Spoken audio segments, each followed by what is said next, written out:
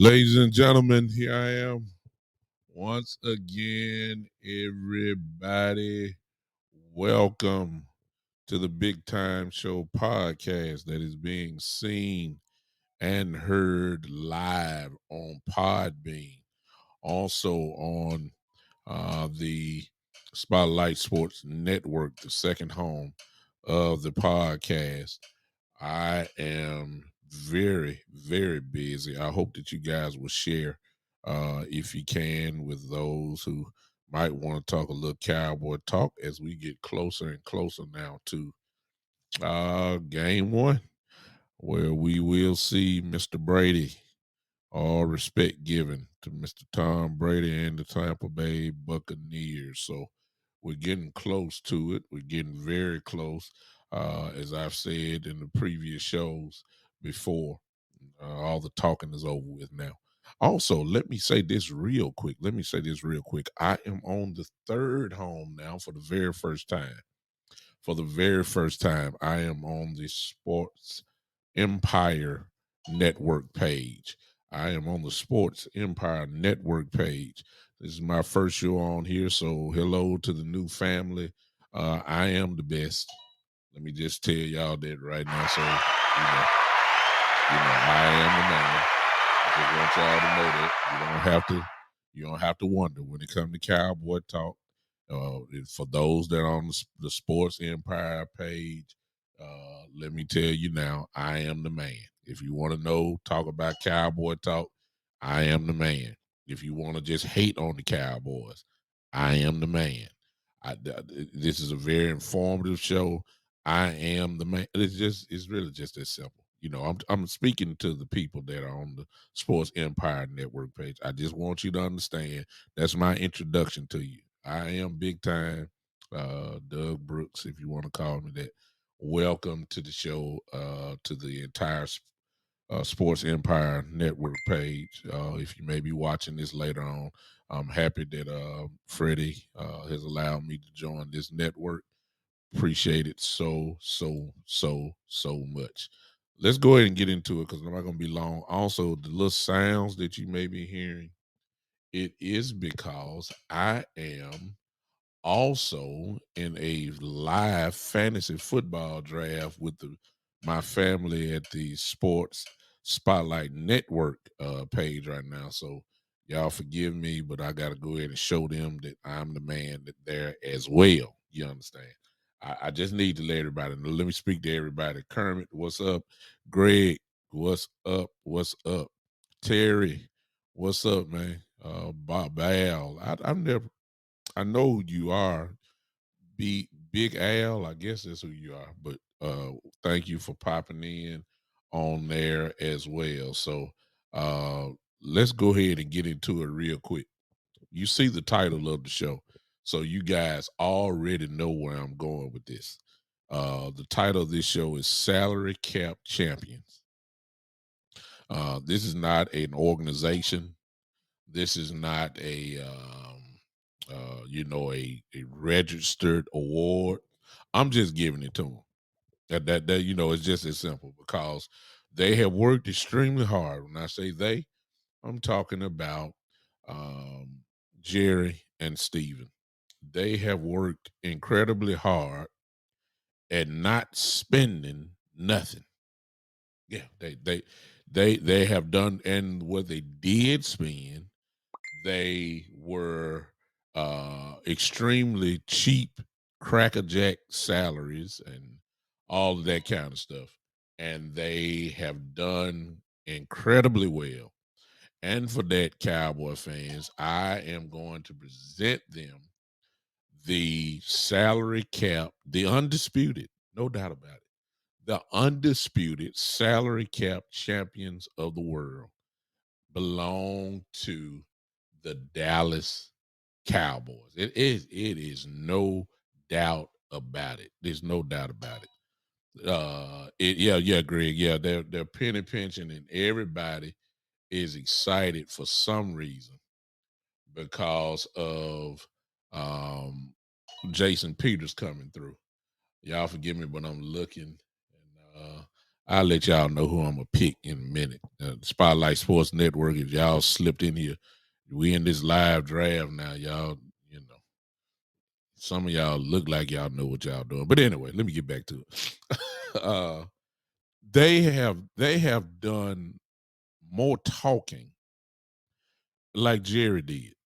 Jerry had an interview this week that just really disappointed me because it let me know what this team is going to be all about this year, which is he used the word value at least 13 times in his interview.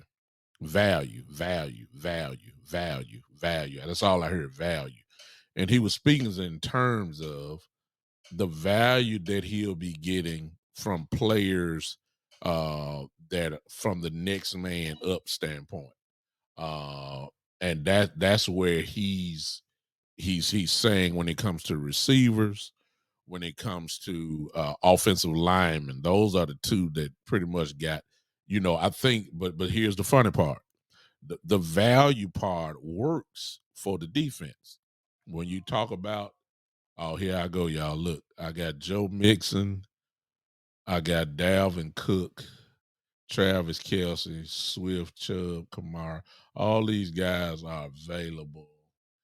Dalvin Cook stay injured, but he is so good. Ooh, Mixon is good too. I'm gonna go with I'm gonna go with Mixon, y'all. I don't trust Dalvin Cook. Yeah. There you go.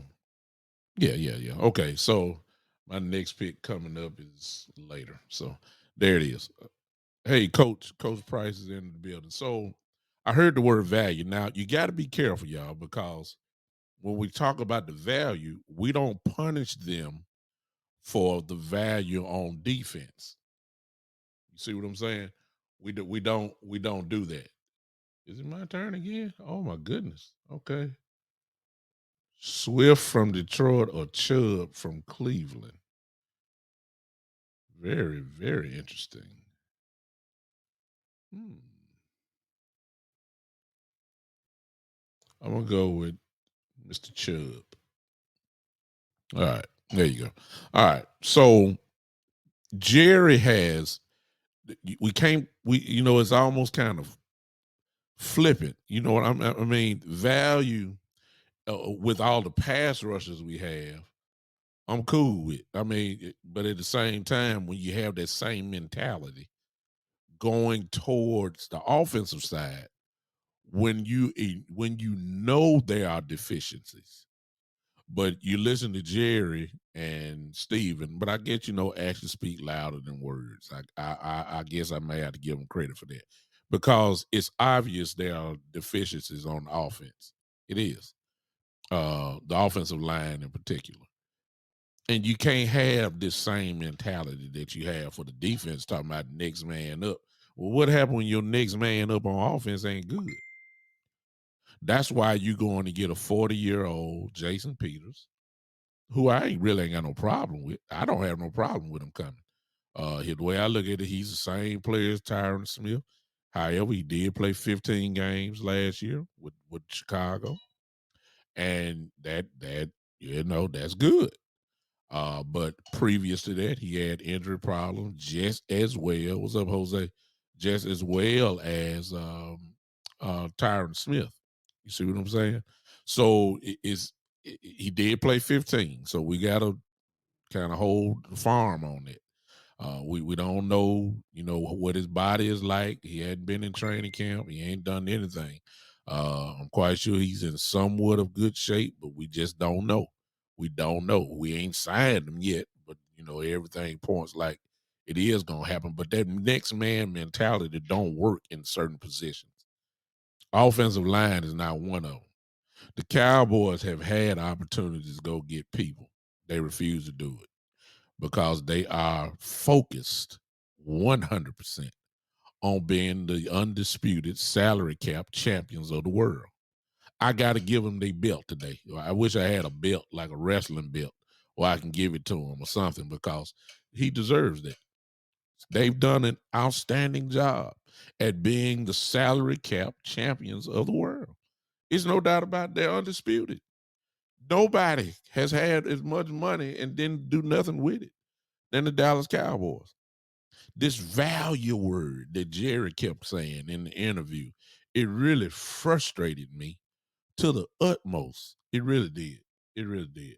It frustrated me so much because there's so much more that you can do. It's almost like, y'all forgive me, y'all may not feel this way. Y'all may not feel this way, and it's okay.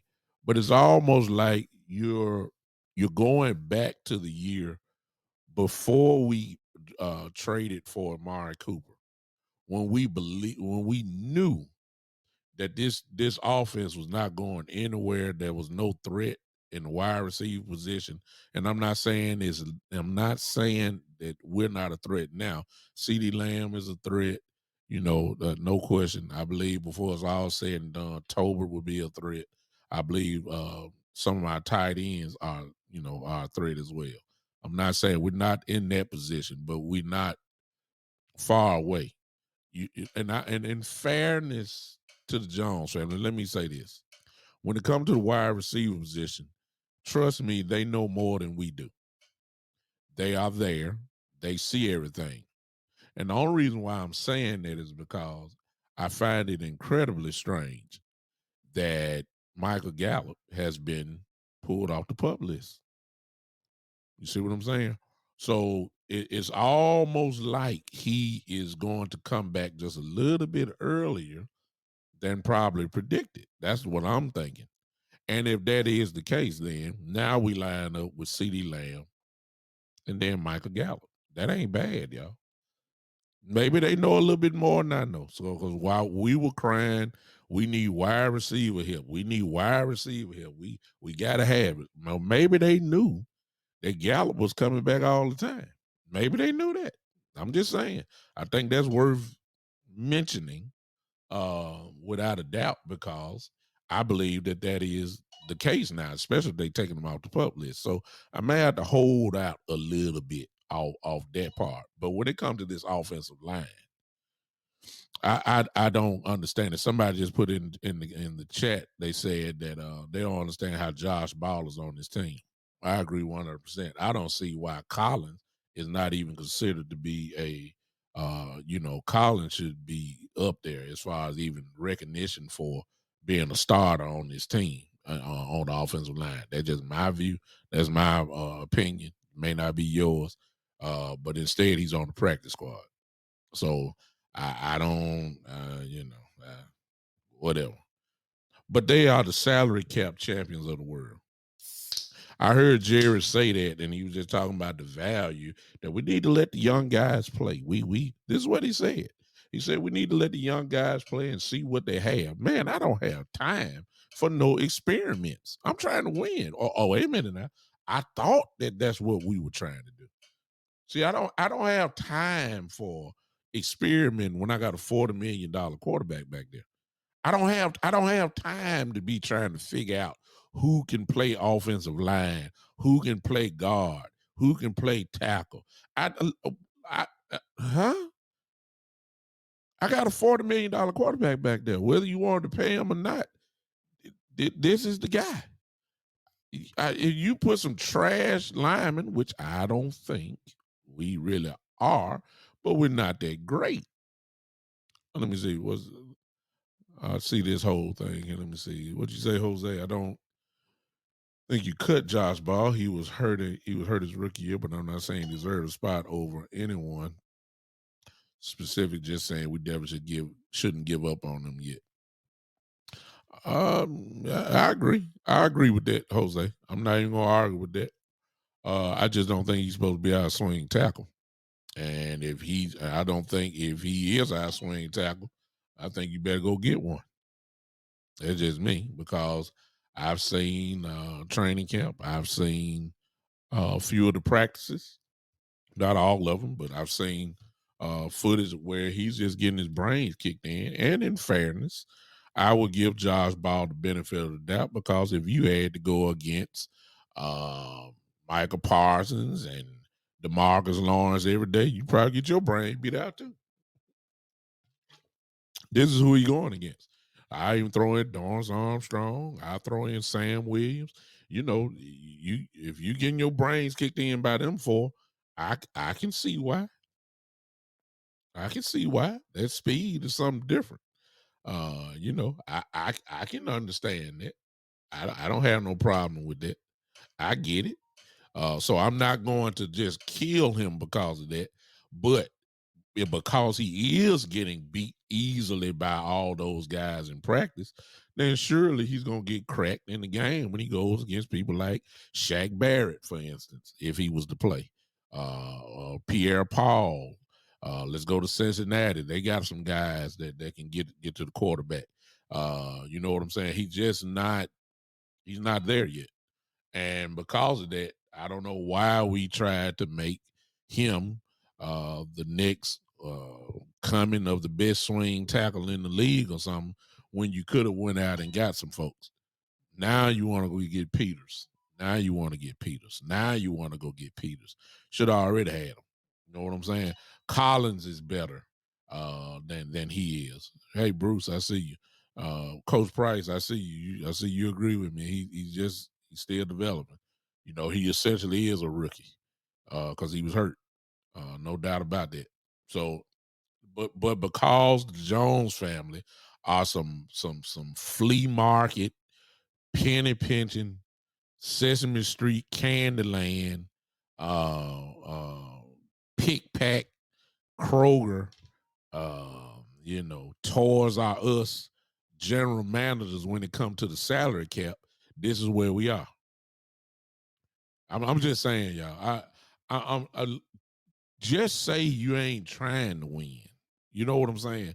Because there's no way in the world, and I'm sorry, and I know we got to get on the grass. I know people have to play.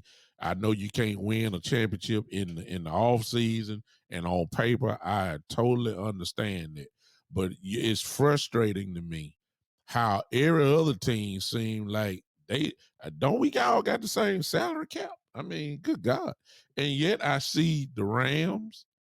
I see how that Bobby Wagner all of a sudden show up with a gigantic contract, and they just paid Aaron Donald a super contract. They still paying Jalen Ramsey a super contract. They paid Matthew Stafford a super contract. I mean, they just paid Allen Robinson, the wide receiver. And I'm like, what are they doing that we're not doing? I mean, what do they see that we don't see? What strategy what strategy are we missing out on here? Yeah, I said pick pack, cuz yeah, pick pack. Yeah, I did pick pack. Flea market, Candyland, Crackerjack, free agent, salary cap expectations. I don't get it. I don't get it. I don't get it. And it's almost like that they're saying, well, unlike, and again, I hate to reference this, but the mentality is starting to sound the same. It's almost like before we got Cooper and traded for Cooper, they left Dak nothing. They stacked the box. They killed Ezekiel Elliott. He couldn't run, and they forced Dak Prescott to throw. And we couldn't get anything because you didn't give him no weapons. What did we do? We traded in the middle of the season, go get Amari Cooper. The rest they say is history. Dak numbers went up. Amari Cooper's number went up. Everybody got better. Everybody did this. Everybody got better because you opened it up. Now, what it's looking like to me, y'all, now you may not agree. It's up to you. What it's looking like to me, y'all, is it's looking like they're saying, well, we know that Dak Prescott is better than what he was when we traded for Amari Cooper. And we are going to lean on that and give him almost the same situation. Remember, it was unknown back then of the wide receivers that we had, even though we all believe that CD is going to be ready to go. We believe CD is going to be, well, most of us believe CD is going to be a great player. Gallup will be back. But it's still the question marks. Question marks. Is CD a number one?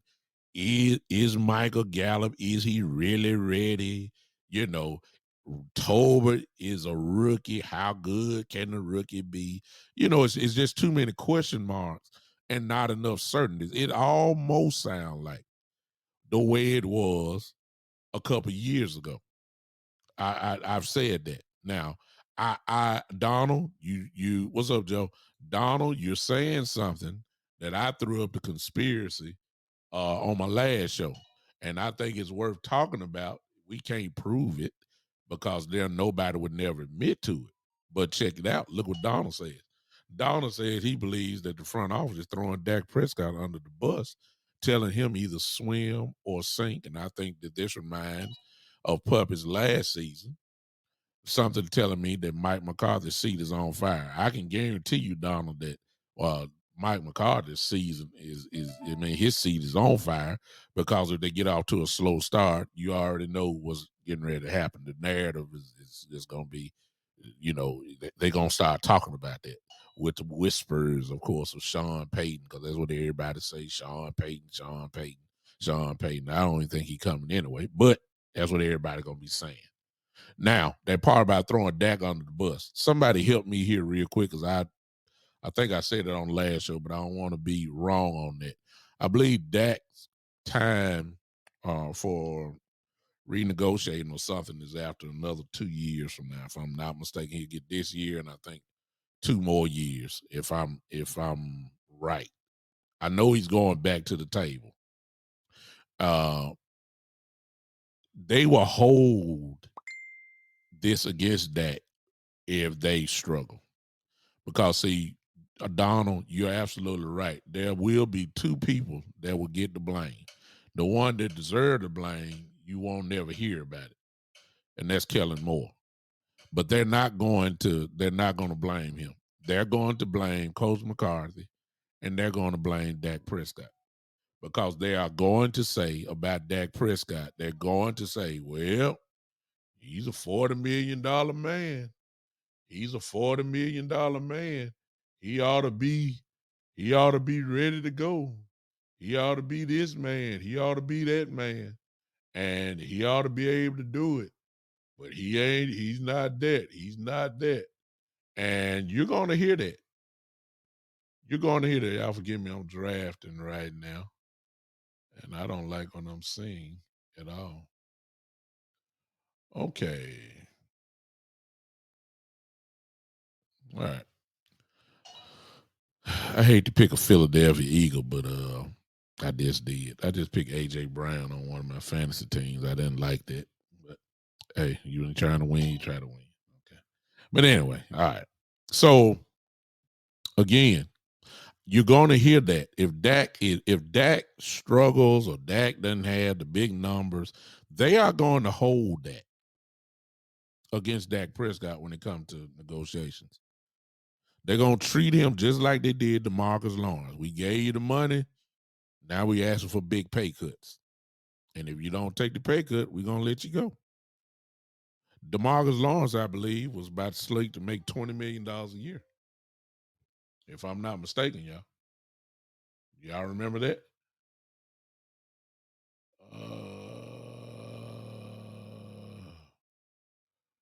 Okay.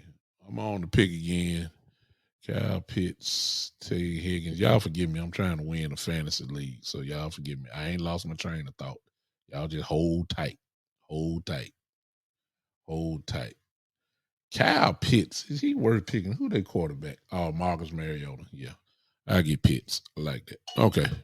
All right. So he is really going to get blamed for it, and they're gonna hold that against him. They are. And Kellen Moore is gonna be behind the rock, because they ain't gonna call his name. They're gonna blame the offensive whatever, if there is deficiency, if there is a letdown, they're gonna blame it on Coach McCarthy. He's gonna be the one to take the axe. Then they're gonna come down the line, your quarterback. Then you might hear something about Kellen Moore, maybe just a little bit. You know what I'm saying? He gets to hide, and it's really the reverse way around. Kellen Moore is the one that's going to be responsible for everybody either keeping their job or losing it. It really is that simple. It's unbelievable. That's what's going to happen. So we are really at the part now where I'm wondering, y'all, and this is really all I got to say. If you haven't heard Jerry Jones on 105, 103.5 The Fan, whatever it is, 105.3 The Fan, go listen to his interview. I didn't feel like cutting it up and having it here so y'all can hear it for yourself. But he just was so happy about, he loved where they are when it comes to value. And again, I like it on the defense. Oh my God, thoroughbred after thoroughbred. I'm cool with that. I'm cool with Williams and Armstrong and Ridgeway and Bohanna and all these reserve guys just coming in nonstop. That works on defense. It does. There's value there. I ain't got no problem with that. You can't have the same mentality on the offensive line, though. I'm sorry. I'm sorry. You can't. And the funny thing about the Cowboys is this, man. This when it comes to at least this season with offensive linemen, the ones that should be playing or the ones that should be high on the depth chart is on the practice squad. And the ones that are on the depth chart should be on the practice squad. It's backwards to me. I don't get it. There's no way in the world nobody can tell me that Collins it was outplayed by Josh Ball. There's no way. There's no way. You can't show me no film that said that Collins was outplayed by Josh Ball. I thought that we were supposed to put the best players on the field. That's what I mean. That's what I was always taught. There's no way Collins should be on the practice squad. No way. No way. Fair enough. Is the truth be told, well, look, now y'all got to go back to the preseason game. But when Farraknock plays center, Farraknock was knocking people 3 yards off the ball, man. Now y'all have to look, for those that got to all 22 or whatever, go back and look and just watch Farraknock and watch how he physically dominates people. I said that because you don't hear that word when it comes to Tyler Biadasz. I'm not saying that he's supposed to start over Biadasz. I'm just saying dominance and Biadasz just don't mix together. See what I'm saying? Put the best guys on the field or put them on the 53-man roster. Collins should not be on the practice squad. And Josh Ball does not need to be on the 53-man roster. No, you don't give up on him. No, you don't quit on him. But let him develop. He ain't developing by playing. You're going to get my quarterback killed. Just in case Peters doesn't last. And I'm quite sure if we sign him, he's eventually going to play. He ain't no guard. He's a left tackle. Matter of fact, he is a Hall of Fame left tackle. Let's put some respect on Mr. Peters' name. He is a Hall of Fame left tackle. No doubt about that. No question. And if he does sign, if we can get anywhere close to what he did in Chicago last year, and I'm just saying availability, that was 15 games. If we can get him 15 games, 40 years old or not, he's still all pro type level player. Guys like that, they don't forget. And I believe he's going to sign with us. I believe it'll be tomorrow, actually. I believe it will be on tomorrow. I believe that he's gonna sign, and I believe that eventually you ain't just signed to be no swing guy. No. He's gonna play sooner or later, and he's gonna play probably left tackle. I believe that. I believe that. I don't think he ain't coming to play no guard. Huh? He's not coming to play no guard. Shane says a very interesting question, which is kind of going back to what I said here. Y'all see the comments. Say, when was the last time a lame duck coach won a Super Bowl? Don't have high expectations for this season. I always support the Cowboys. I want them to win. but McCarthy is not the head coach for the Cowboys. And I said that when they hired him, I'm looking forward to next season, a new head coach, and hopefully a new outlook for the Cowboys. Yeah, I mean, you know, the way I'm looking at it, because see, Jerry is doing a lot of yip, and you kind of got to read in between the lines.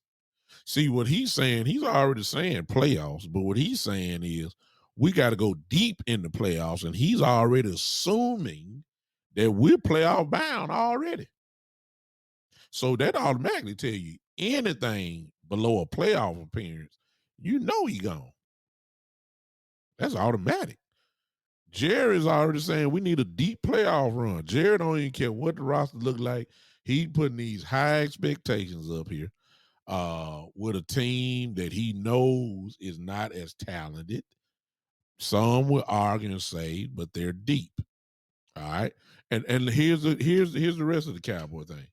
You're saying all that, and you got the same coaching staff.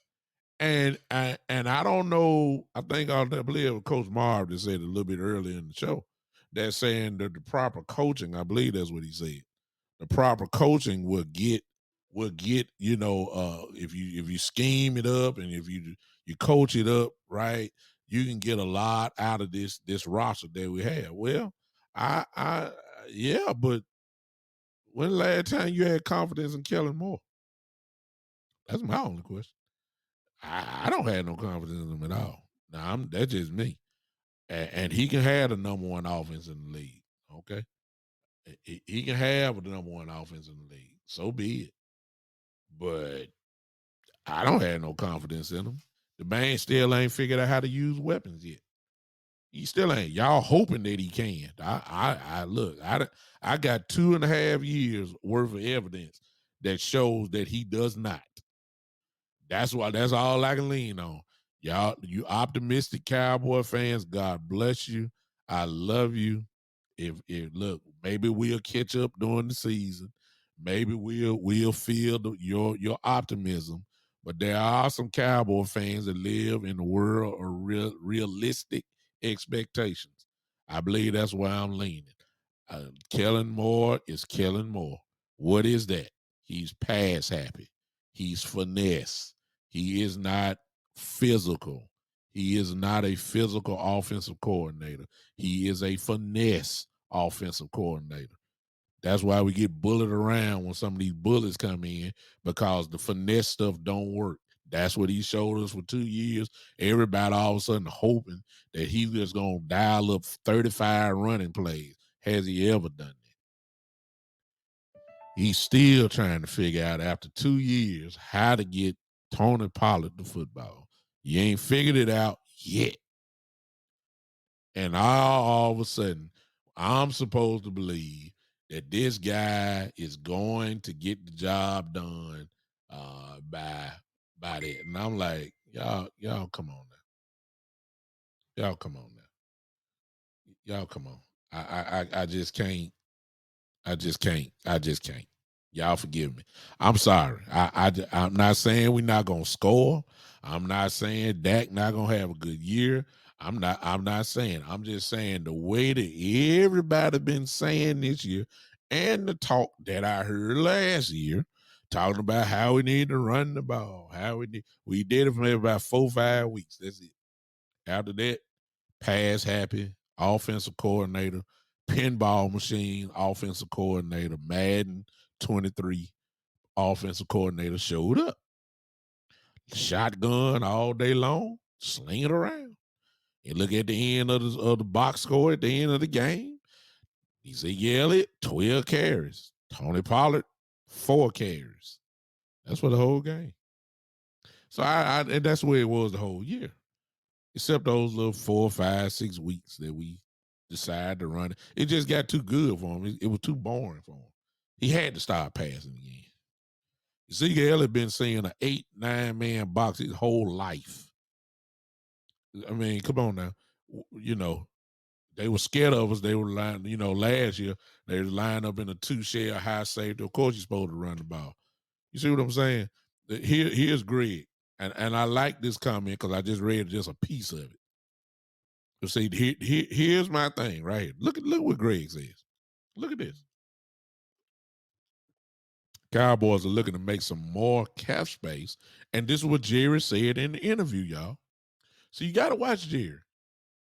Jerry says something just like this what Greg said. It says the Cowboys are looking to make some more cap space. There are some players that the Cowboys can move on in 2023.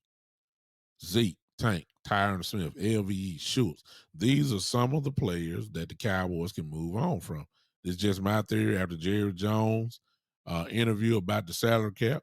Don't be shocked the Cowboys had the most cap space have the most cap space in the league. Well, once again, we'll award them the championship belt. They will be considered back-to-back salary cap champions of the world. Yeah, I give it to. Look, if that's what the plan is, but here it is. You can have that plan. Just stop selling me on that you really want to win, though. That's all I'm saying.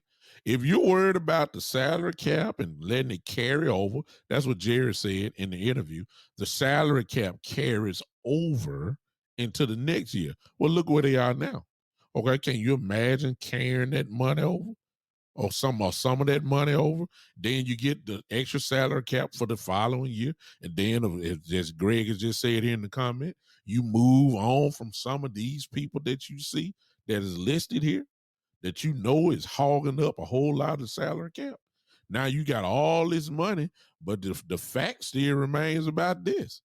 They don't believe in giving big contracts to people. They don't believe in it. They had to pay the quarterback, but other than that, they gave it to D-Law one year, but they learned from their mistake. They feel like we just can't give that type of money. Their mentality is I can get 2 for 1. I can go pick up somebody in the first round, second round. I can then go pick somebody up in the fourth round, and that 2 is more valuable than that one $20 million player that we just picked up. That's their mentality now. You see that because that's how it's been for the last few years. How many free agents have all the Cowboys wanted? No, we never get them. They don't want to spend no money. So if they didn't want to spend no money, then they ain't gonna want to spend no money next year. They believe in this system that they have that value counts. If we can add quality depth 2 for 1, we can get 2. That's what they said about Randy Gregory. What they say, we got Armstrong, then we drafted Sam Williams, 2 for 1. That can give the same production, they said, as Randy Gregory. You see what I'm saying? This is not hard to figure out. This is not hard. They've shown us this. They've said it. Most of us just weren't paying attention. Oh, I paid attention now. I get it now. I get it. I get it.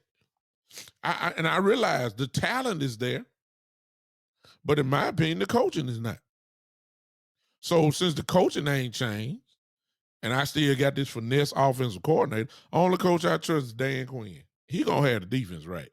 I ain't worried about that.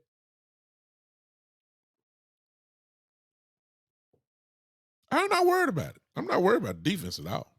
Even if they have a bad day, I ain't worried about it. I trust Dan Quinn. I believe he gonna have them guys ready to go every week. I believe that. Offensively though, I ain't got no confidence because I know who my offensive coordinator is. I know he don't run the ball. Oh yeah, everybody on. Let's run the ball. Run the ball. Yeah, okay. Yeah, we should. But y'all know what's gonna happen. It's gonna start week 1. Y'all know what's gonna happen when Tampa Bay loads up and Kellen Moore just gonna say, "No, I can't. I just can't. I can't. I can't. I just can't. I gotta make them pay. I gotta make them pay." Now, I'm not saying that he can't. They can't make Tampa pay for loading up the box. All I'm saying is, game 1, you gonna make them pay with CeeDee Lamb, and they're gonna double him up. And now I'm depending on Schultz. I'm depending on Noah Brown. I'm depending on the other tight ends, hopefully, and occasional Tolbert to beat Tampa. Now, can that happen? I don't know. Can Noah Brown beat them? Hey, I don't know. I ain't saying he can. I'm not gonna say he can't. I mean, but I'm not. As far as running the football, nah. Y'all can believe it. I believe it when I see it. I believe it. I know what Kellen Moore does. He'll see that stuff. He gonna put Dak in that shotgun, and Dak gonna throw the football as usual between 37 and 45 times a game. That was gonna happen, y'all. Y'all know it. I don't know why we trying to act like Kellen Moore is gonna do something just completely different. Shane brings up another point because Dak Prescott has all the confidence in the world as he should. But Dak also has the power to change plays. That's what happened last year, y'all. Y'all think Dak ain't gonna change some plays at the line and make it a passing play? Y'all crazy. Because that's what he's already done. Dak is gonna say, "Oh, y'all dare me to throw. Oh, okay, you don't believe in my guy. Let me show you. Let me go and get in this shotgun right here. If y'all don't think Dak ain't gonna do that, you crazy. Dak believes that he's one of the best in the game. He is going to do that.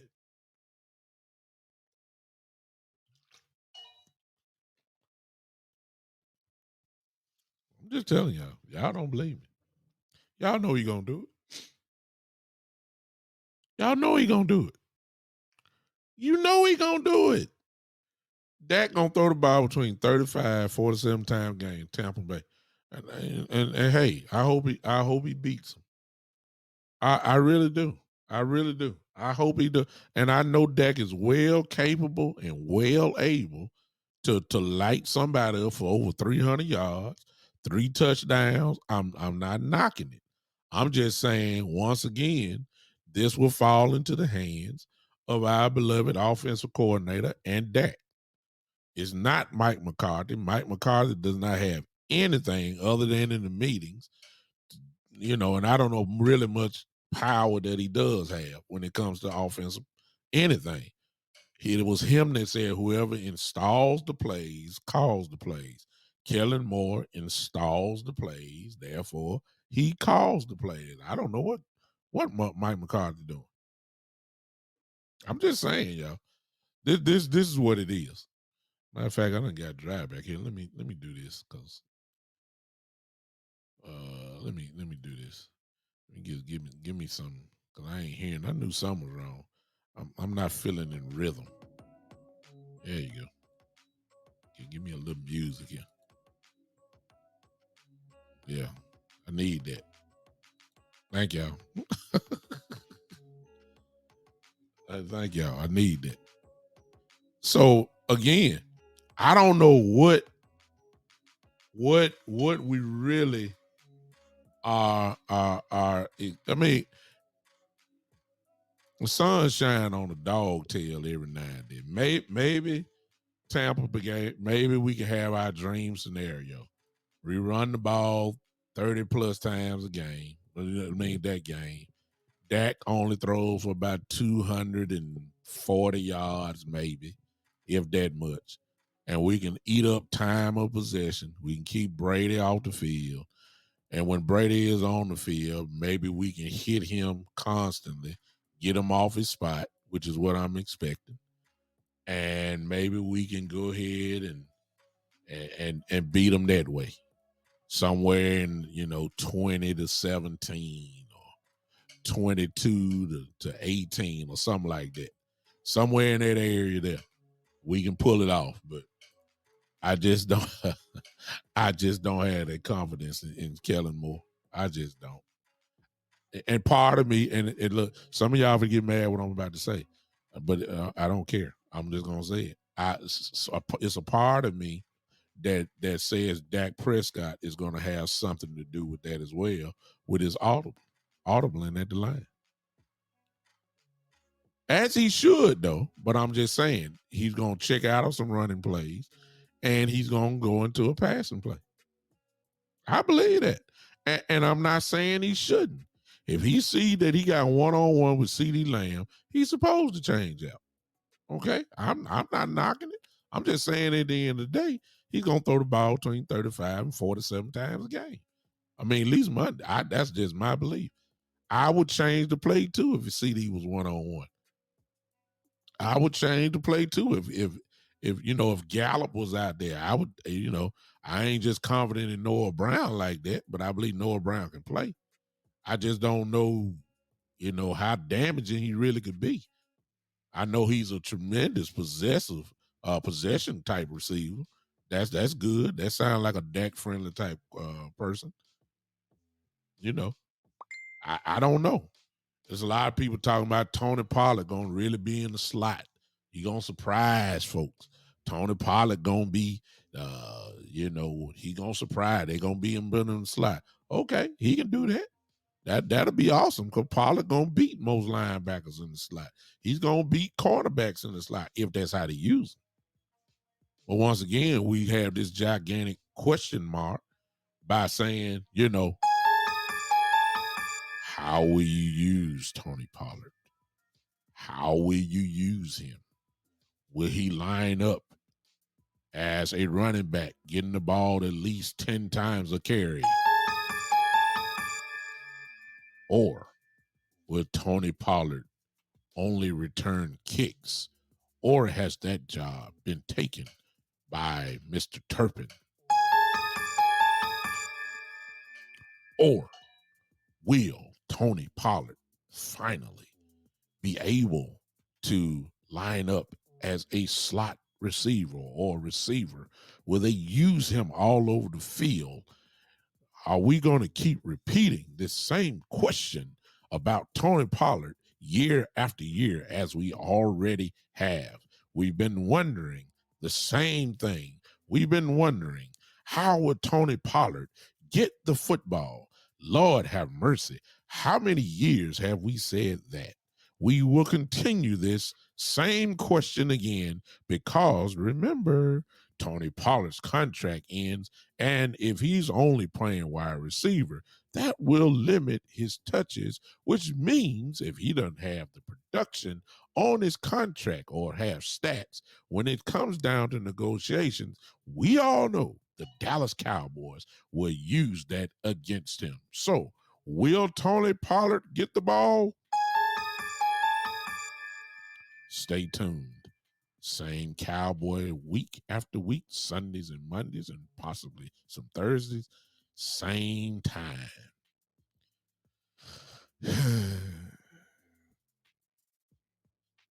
Y'all know I'm telling the truth, man. Come on, man. Y'all know good and well Kellen Moore hadn't figured out how to use Tony Pollard yet. Y'all know that. 2-3 years. I mean, come on now. If you ain't figured it out by now, good God. Come on. Especially since Jerry talking about, we lean heavily on Zeke. We're going to lean heavily on Zeke this year. He has to do it this year. It has to be Zeke. Well, if it got to be Zeke, they're already telling me Pollard ain't in. Come on now.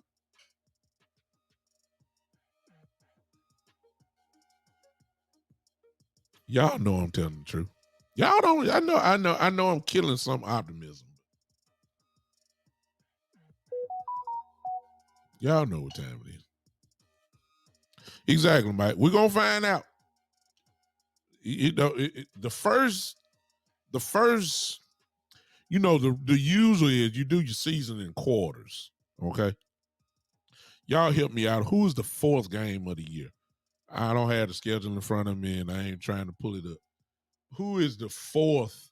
Who is the fourth? I know the first three. The first team, Tampa, Cincinnati, the Giants. I know that. I forgot who the fourth is. Somebody help me out real quick. Tell me.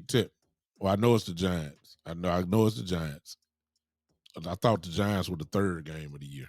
I need the fourth game. Somebody help me out real quick. Let me know. You're supposed to you do your assessment of teams in quarters. You don't do it after the first game. You're trying to find your identity within those first 4 weeks. is Washington. Okay, 2 back-to-back. Thank you, Joe. So the first 4 games is Tampa, Cincinnati, the Giants, then Washington. 2 division games, 2 of the better teams supposedly in the league coming up. We're going to find out in those first 4 games. We're going to find out where we really are. We're going to find out kind of what identity we have. There will be some type of little element that we're going to have to allow, though, to really, you don't know if we're really going to be able to dictate that as well now that I'm talking. Because, see, Gallup going to come back. Gallup comes back, it's going to be different. I believe we're going to be even more pass happy then. If Gallup knee is right, okay? If Gallup knee is right and he comes back, I believe we're going to even be more pass happy than ever. I believe that. I believe that. I just picked up somebody.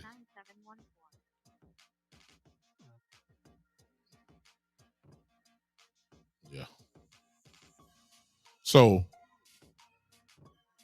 I'm just having a hard time understanding y'all. I believe you add a Gallup to it, is going to even be more pass happy if he's right.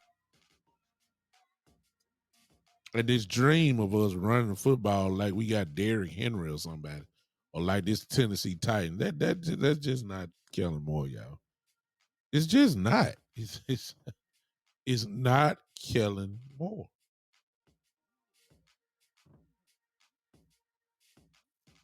It's not.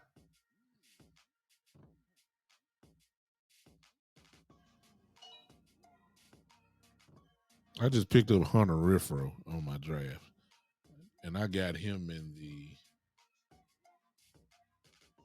I don't know what round this is. I'm in round 7. Yeah, I'm in round 7. I just picked up Hunter Renfrow in the 7th round. That's incredible. Yeah, throw in Mike. Exactly, Mike. Michael Gallup probably back, and then Peters will be playing somewhere. I would assume he's gonna be playing tackle. That's what he knows. But that's see, I don't care how, if Peters is, we almost got to do him like we say about Tyron Smith. That mess that everybody be saying about Tyron Smith. If he's 80%, he's better than everybody else. That type stuff. Well, Peters, he's almost kind of cut from the same cloth. This dude is a Hall of Fame left tackle. He has forgotten about football, more football than anybody else. I'm serious. And we really have to pay attention to that. So by week 4, we'll have a better clue. We'll have a better clue where we're not going to be where we will be by week 12, but we'll have somewhat of an identity. Somewhat. And we'll see what's going on. But the Cowboys, here's my thing. Really ain't got nothing to do with the roster. And I'm going to let this go. It really don't have anything to do with the roster. I don't care what we had. These guys in the front office are dedicated with being the salary cap champions of the world. Y'all don't believe me. Y'all need to go listen to what Jerry Jones said. Then go listen to what Steven said this week. Same thing. They on the same page. And their actions are showing it. Listen, Jason Peters, the only reason why Jason Peters is in Dallas is because he's a candidate of a Dallas Cowboy. Number one, we usually don't sign big names. Y'all know that. However, if it's a big name player who's been hurt, that's the qualification, one of them, and they know that they're not what they once were, That's another qualification. We will spend money on a 40-year-old man that got a name and just get them for cheap. That's how we are. That's how we are. That's how we are. That's the only reason why Jason Peters here. Because he's predominantly hurt. He's older. He's probably not gonna command a large payday. And and we need this type of help over there. Now the Cowboys, of course, are hoping they get an all pro response out of Peters if he signs, of course. I ain't gonna say he signed yet until he does. They hoping they get him that all pro. And if it does, it helps the Cowboys. I'm not knocking it. I'm not knocking it. I'm not knocking it. I'm not. I hope he does show up like that. That'd make us better. I can imagine a Tyler Smith and a Jason Peters over there on the left side. That's solid. If Peters is what I think he is, oh my God, that'd be beautiful. That would be awesome. No doubt about it. And I'm still saying, even if he had that line, he's still gonna throw the ball.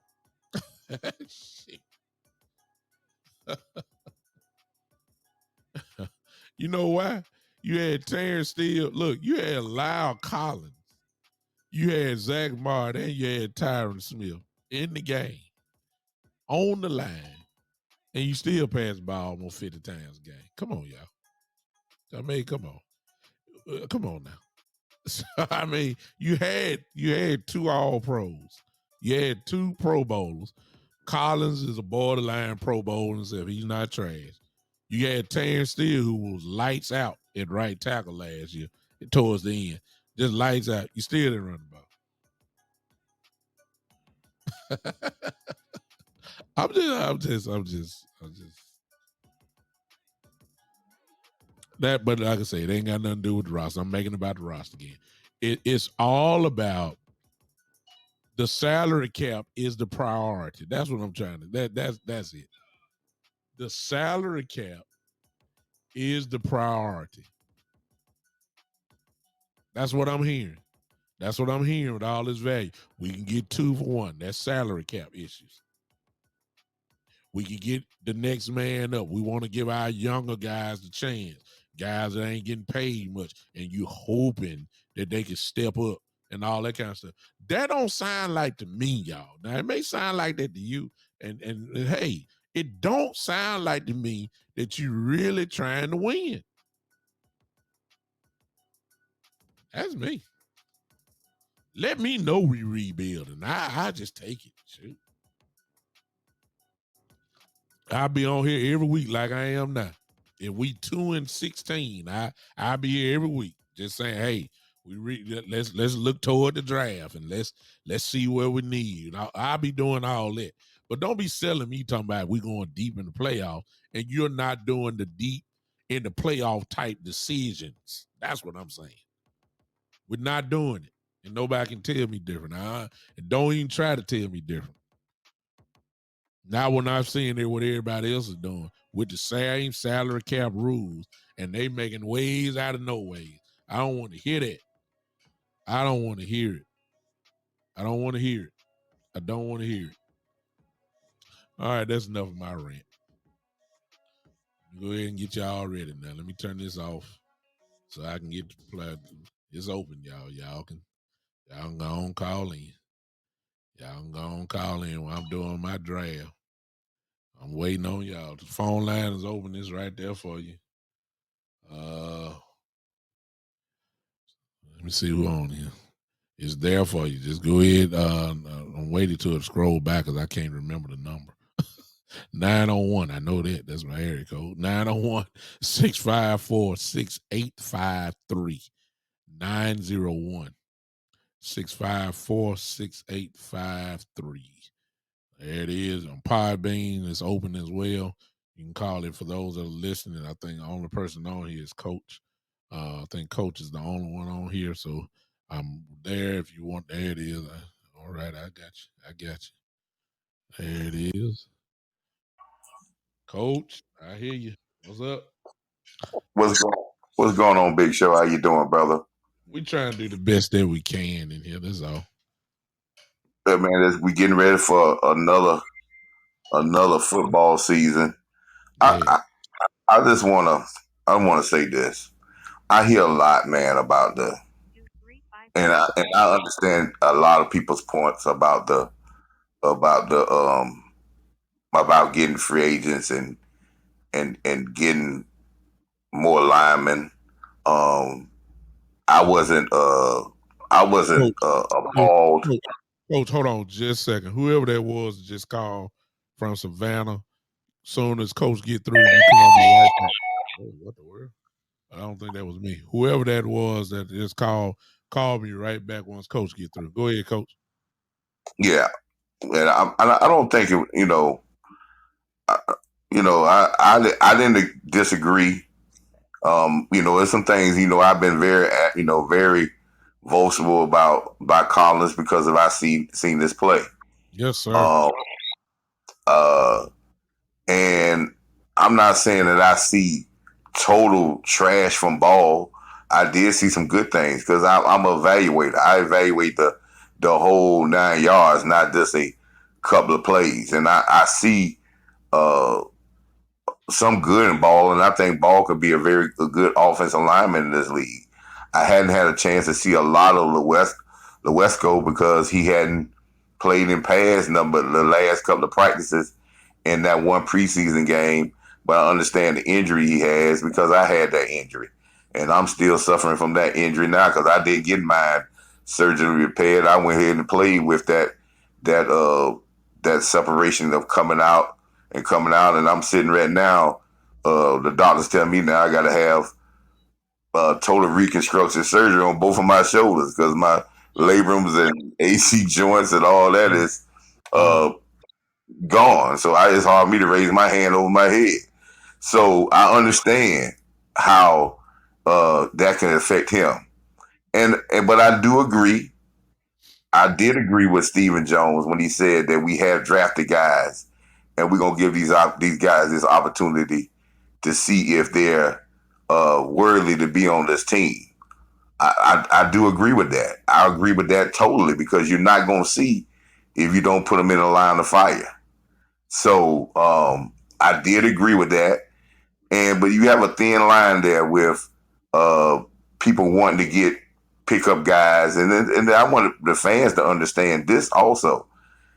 You you can't go out there and just sign free agents and in offensive line like just go out there and pick up guys and say I'm gonna spend money on this guy, spend money on that guy because they're not out there. The guys that can play are already on teams, and teams are not getting rid of them. So you will be picking up guys maybe that may have shown some at some play sales and maybe a veteran, but still got hangups, and you're not gonna kill the growth of your young guys if you believe in them. Now I think we believe in guys and we're trying to do it in that aspect. But Help me out, coach, on that though. Help me out. what's that? I don't see the same urgency on the offensive side when it comes to that Stephen Jones and his philosophy that I see on the defensive side. I just don't see it. And I'm not saying you're supposed to have a all pro as a starter and an all pro as your second string. I get that. But when you see guys who are struggling in practice, and like I said, and maybe it's just my side, because Josh Ball was going against D Law, Michael Parsons, Sam Williams, Dorrance Armstrong. Not too many people are gonna look too good going against those guys. I get that, but I'm not seeing the same urgency in the line. I not that I see on defense. Yeah, help me out with that because that's my struggle. Yeah, well, I listen. I understand what you're saying there. I like our offensive line. I think our offensive line is definitely not a problem if used correctly. You're not going to have 5 Pro Bowlers at an offensive line. And if you got 4 really good guys at offensive line, and you can have a bad guy at the offensive line and win a Super Bowl, because I can guarantee you the Rams probably had some guys on their offensive line that didn't perform like greatly if you go back and watch them over and over again what they did is they game plan, or they stayed away from things for that person not to let them put the weight on that person, their weak link in the offensive line, to kill their team. I think that they went into the season thinking that Tyron Smith was going to get him 15, maybe 12 or 13 games, or if he did go out, it may just be a 2 or 3 game type thing. It wouldn't be a season injury like it came up with. And they just felt Ball was going to be a stopgap, but not a true starter. I think that they felt good in the interior with their starters and their backups, which I do with Farniok, and I like even Farniok as swing guard and center. And with the guy that got Tyler Smith, and with McGovern, I felt they felt really good. One and two at that position, and they just tried to get a guy in there that was going to be a guy that maybe can come in for a brief period of time. I don't think the Cowboys saw that Tyler Smith, and let me get this point across because I really wanted to get this across. I think Tyler Smith, I think that for me, let me just say what I see. Mm-hmm. I believe Tyler Smith is a Hall of Famer guard. Could be a Hall of Famer guard. I think he could be a very good tackle. I think he's in the mold of Zach Martin. Mm-hmm. Zach Martin might have been a very good offensive tackle, but he's a Hall of Fame guard. Mm-hmm. He could go out there and maybe play it and be good, and he's going to have some hiccups out there. But he'll have less hiccups at guard than he'll have at tackle. I had already coached, I believe you were with me when I said that. I had said that barring, injury from Tyron Smith, he plays guard. I said he was going to be a Pro Bowler this year. I had said that about he might well could have been. And let's look at the tea leaves here and follow me on this. And I think the Cowboy fans, you have to follow the common sense. And most of the things I talk about is common sense. Listen, in minicamp, they gave Tyler Smith reps at offensive tackle, left tackle, and guard. Maybe they say 60-40. Okay. Somewhere down in the line, at the end of minicamp, in the last couple of days of minicamp, in the last section, McCarthy comes out and says, we may be giving too much on his plate, and we're going to focus him more at guard and cut his reps at tackle because we want to focus in him at guard. What that tells me is this. As the day when they drafted him, if you look at the draft room when they announced him, Jerry and Steven was contemplating whether they're going to announce him as a guard or they announce him as a tackle. Okay, they announced him as a tackle. They went in the draft looking for a replacement guard for Connor Williams and eventually maybe a replacement to Tyron Smith. But their main purpose was replacing the guard. So in minicamp, when they was giving these reps, and then they seen, as coaches see, that maybe this guy is more suited for guard than he is for tackle. So let's focus him at guard. Mm-hmm. So you didn't even approach it back to give him tackle reps when you got to training camp. You still gave him, you split the reps and number one and split the first team reps with him and McGovern at guard. So you may have seen in his footwork and his play style that he's suited better for guard. But the media says, you drafted this guy at tackle, man, why would go ahead and replace him? And you know how we fought. Our Cowboy organization always going to fall for what the media says, because if the media hype gets to this, oh, well, that's what we're going to just move with the process a little faster. That was just because you ran into a problem because you didn't think Tyron Smith was going to go down like this early for this long. Yeah. So he may play very well at offensive tackle. But you're bringing then this. There's another thing people that tells you they feel better here in guard, because if you didn't feel well that he was a better guard than he was a tackle, you wouldn't be going to get Jason Peters. Peters Exactly. is a left tackle only.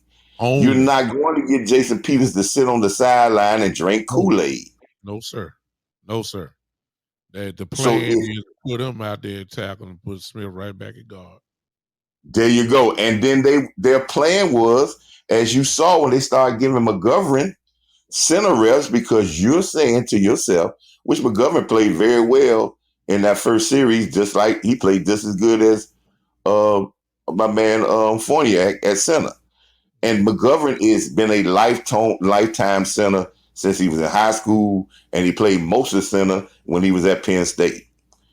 Your plan was, if McGovern still plays well, you would put eventually your lineup is going to look like Peters, Tyler Smith, and McGovern, because you're not going to sit McGovern on the sideline to play fullback if he's one of your best linemen and you have a space for him. But all this fell apart when Tyron Smith went down so early, when you were trying to bubble wrap him a little bit in training camp, and you had no idea that he would be running off and have a non-contact injury and fall, and then he's out for the season. So this is where they're going, but I don't want people to really focus in and say if Tyler Smith has a little problems at tackle.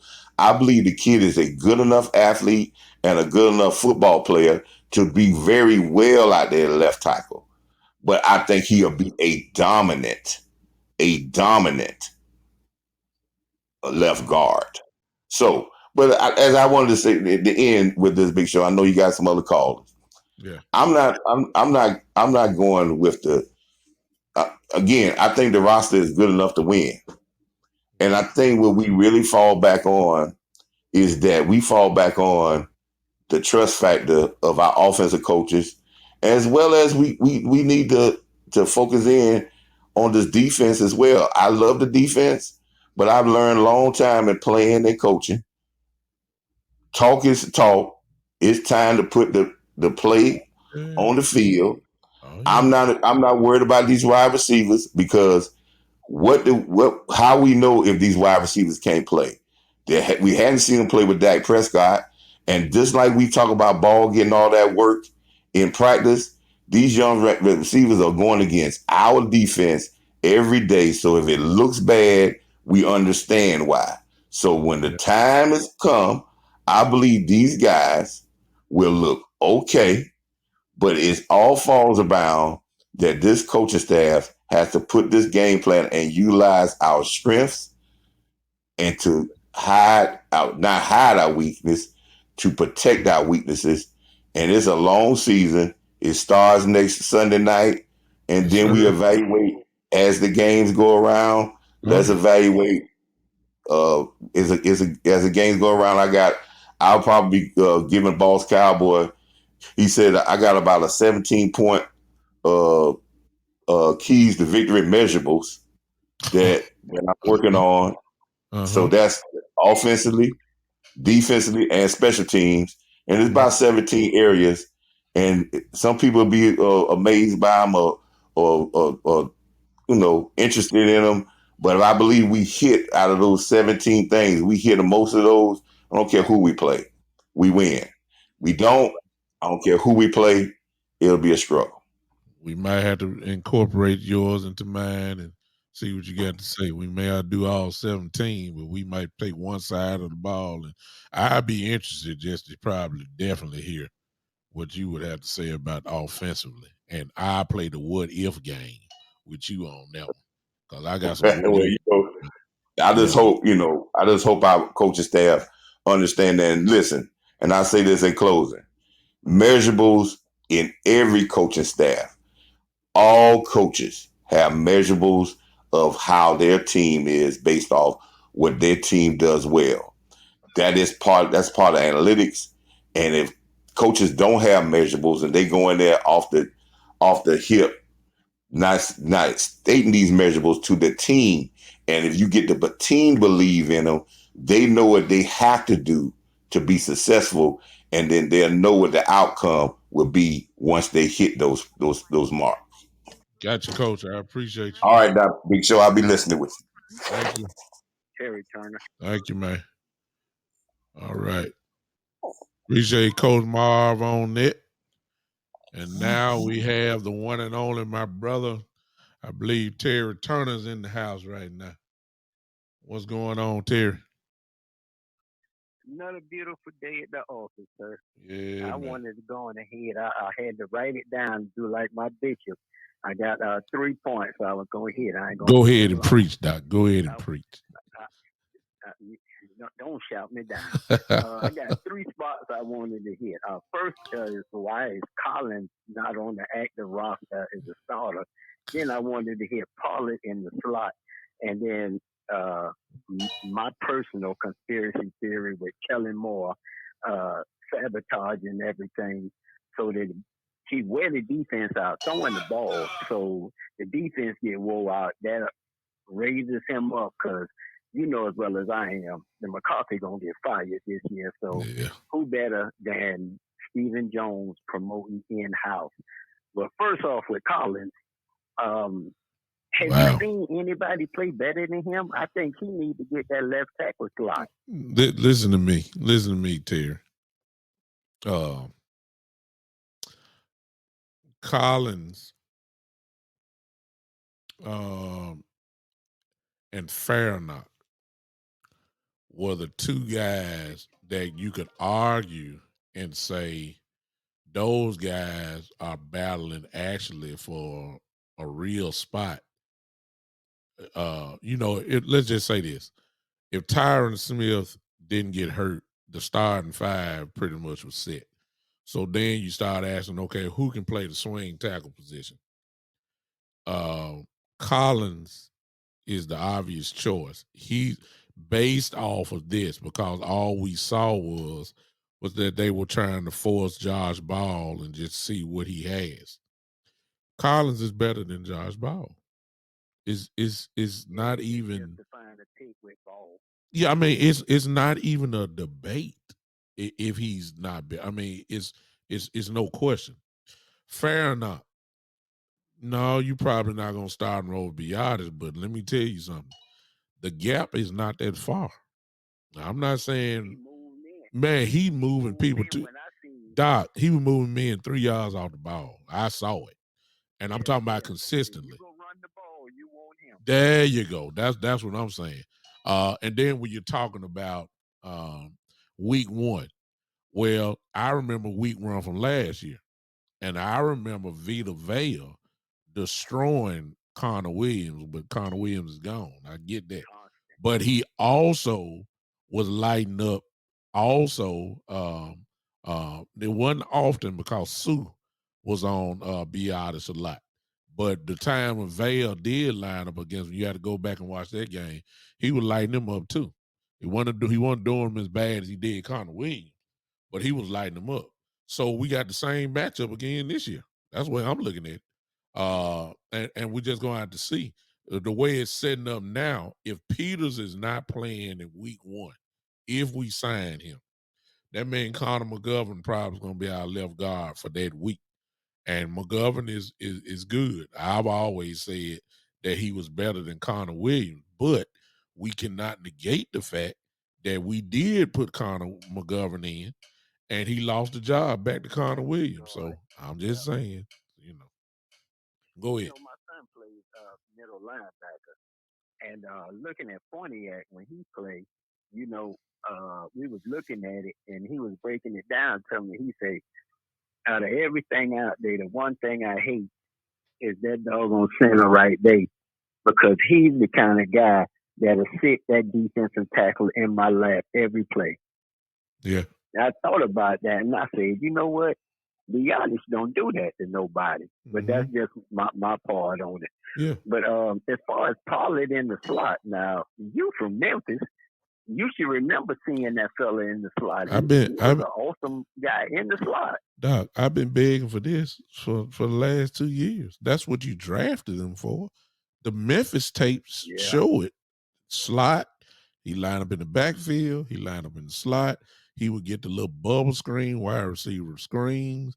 Just they tried the best. Memphis always gave him a chance to get in space, whether that was off a jet sweep, whether that was in the running back, whether that was lined up in the slot, whether that was lined up on the outside receiver. They would stack the formations. They'll have 4 wide receivers on one side, throw a little swing pass to Pollard, and it's almost kind of look like a wide receiver screen. And he give him open space. He was gone. He was gone. The Cowboys ain't figured. The Cowboys have not. Well, Kellen Moore has not figured out yet how to properly use this dude. We won't respect him as a weapon if you never use him as a weapon. So if he line up in the backfield and now he run out of the backfield to either side, you moving linebackers. Doc, you can't nobody even move, nobody worry. Terry, you can't even respect him if he ain't on the field. Come on now. I mean, let's look at the Cowboys way. Everybody that's a Cowboy fan know this. What happens the first 2 drives of the Cowboys offense? Ezekiel Elliott is the featured running back. On that 3rd drive, Tony Pollard come in. Man, forget that structure. Put Tony Pollard in on the first drive. Let them split it. Okay. Let them split it. Don't feed. And I mean, Ezekiel will stay on the sideline for that 3rd drive unless Tony got tired or something. Other than that, they'll say, okay, this is your turn. It's your whole drive. That's not showing, a threat. Put them both on the field at the same time. At all. Okay. You know what I'm saying? Put them both on the field. Put one in one play, one the other play. I mean, come on now. This was too easy to see. Put something on the defensive guy's mind, because I had my draft today and I looked at it when Ezekiel Elliott name came up, and it was the Lord spoke to me and let me know pass happy. Pass happy. Yeah, they talk that run stuff now, and it's gonna be nothing but same as last year, 4 weeks of running. Yeah. And then from 6 to the end of the year, you got a $90 million Gatorade drinker. So I went on ahead and drafted somebody else. What'd you say? A $90 million Gatorade drinker? I mean, come on now. I love it. His helmet in the first thing. Well, that sounds like something else. It sounds like something else. I'm mad that you said it and I didn't say it. A $90 million Gatorade drinker. Yeah. So, but here's what I'm saying. You know, even on that 3rd drive, and you really got to study this stuff. Even when Pollard would come in on that 3rd drive, he would be the exclusive running back. Whoever that is calling from Georgia. Let me get through with Terry, and I promise you I'll bring in. Well, let me see if I can do this. Let me see if I can do this. Let me see if I can do this. Let me see if I can do this. I'm trying something. To accept, press 1. To send a voicemail, press 2. Okay. I got Terry on the line, and I think I got somebody else on the line. Whoever you are, can you say something just to make sure I did it right? Hello. How you doing, Mr. Big Time? Hey, who was it? Cowboy J. Hold up, Cowboy J. Hold up. Terry, are you still there? Yes, sir. Oh man, look at the technology. Wait a minute. Woo! Wait, whoa. Hey, I thought I was back in '85 when 2 girls done got together on the phone and said, "Now tell me that again." Oh my God. That's what you just told me about what you say he said. Yeah. I didn't want to lose a call. I just figured that out. So I'm happy with myself. My first time doing it. I got 2 guys on the line at the same time.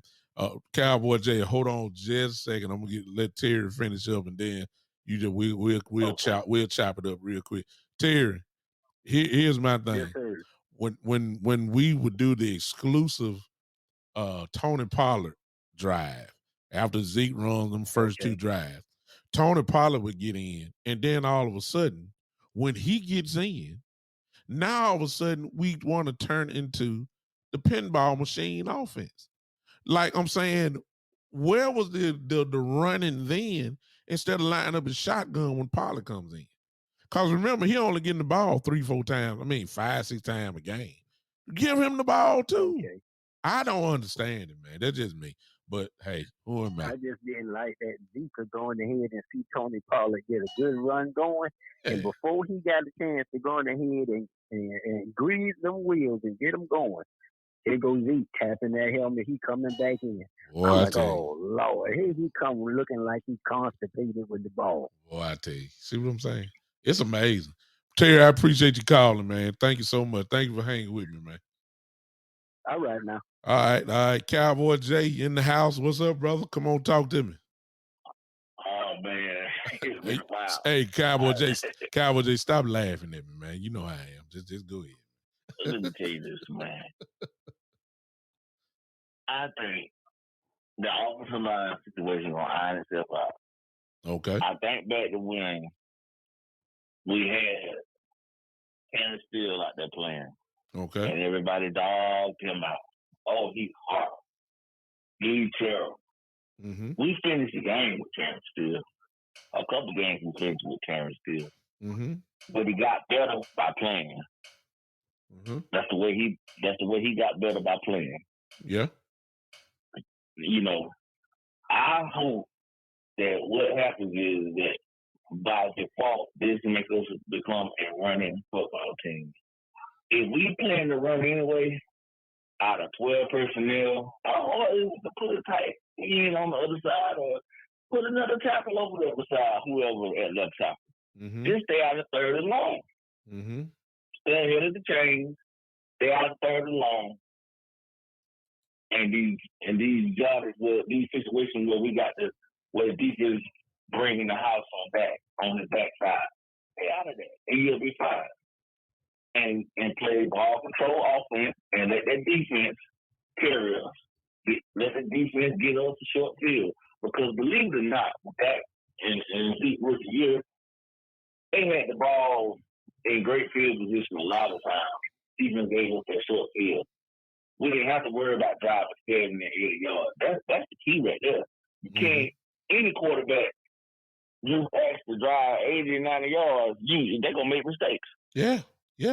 But if you go on 40 and 50, man, that's easy. It's easy. I will make the exception to the rule on this one though, Cowboy J. Most of that applies to most teams and quarterbacks. However, when you talk about the great Tom Brady, he could be at the 1 yard line and still, but it's not often. You'll get guys like this who kind of break all rules.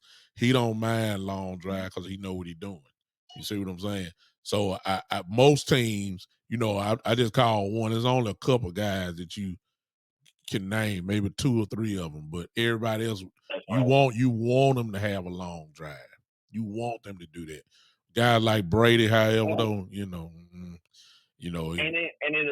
for our wide receivers that we got, for me, it builds confidence. Yeah. It's almost like, okay, yeah, we go at 50 yards. I can get that. We knew when we got the ball past that 50-yard line, man, that's dead. So that's dead zone right there. We ain't asking Dez to run no post route and beat no safety deep. We ain't asking nobody to run past nobody, but we gonna ask them to make a play on the ball. Yeah, and when I got a few people here, and whoever's on here right now, I got my guy Cowboy J on here because I need him to help me with this and see if what I'm saying makes some type of sense. Let me throw this in because everybody is not sure about Tyler Smith. Okay, playing left tackle. Let me help me out, Cowboy J. See if you agree with me on this one, and you follow me up on this. Ladies and gentlemen, let me tell y'all what's getting ready to happen this week to Tyler Smith. And if you were a coach, you would do this. We're gonna baptize Tyler Smith with pure fire this week. Look who Tyler Smith will be going against. at left tackle. And if this don't get him ready, nothing else will. He's going to be going against Michael Parsons. He's going to go against D. Law. He's going to go against Dorance Armstrong.